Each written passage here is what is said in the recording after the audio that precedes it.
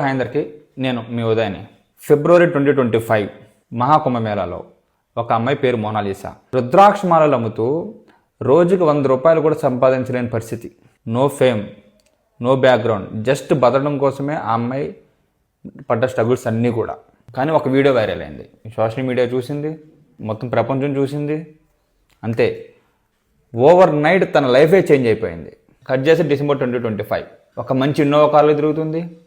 దాదాపుగా ఇంచుమించుగా ఒక సెలబ్రిటీ స్టేటస్, కొత్త అవకాశాలు, అలాగే glamour world entry. Dusty river దగ్గర నుంచి గ్లామర్ లైట్స్ వరకు. ఇది జస్ట్ లక్ కాదు, ఇది digital power, right moment and one viral spark. అందరూ అంటారు సక్సెస్కి కొన్ని సంవత్సరాలు పట్టుద్దని.